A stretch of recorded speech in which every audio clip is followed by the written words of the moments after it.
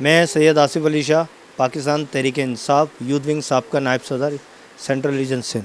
आज मेरी जानिब से पूरे पाकिस्तान, पूरे अहले वतन को जश्न आज़ादी बहुत बहुत मुबारकबाद। ये आज़ादी जो 1947 से आज 2022 है, 75 इयर्स हमारे इंडिपेंडेंस के हो गए। ये हमने जो कुर्बानियाँ हुई हैं, ये जो मुल्क हमारा आज़ाद हुआ है, ये बड़ी कुर्बानियों ने, हमारे बाप दादाओं ने, हमारे बड़ों ने, हमारे बुज़ुर्गों ने बड़ी कुर्बानियों के बाद ये मुल्क हासिल करा है।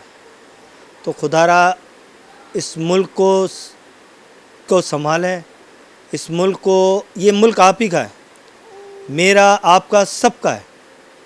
पाकिस्तान में रहने वाले हर फ़र्द का ये मुल्क है और इसको संवारना, सारी ज़िम्मेदारी हम सब के ऊपर लाजिम होती है।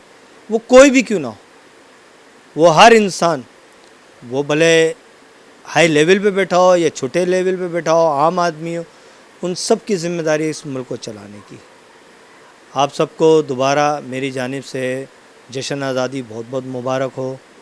मोहब्बत का, प्यार मोहब्बत का, हर चीज़ का, इखलाक का, तहज़ीब का एहतराम रखें, एक दूसरे के साथ भाईचारे का वो रखें।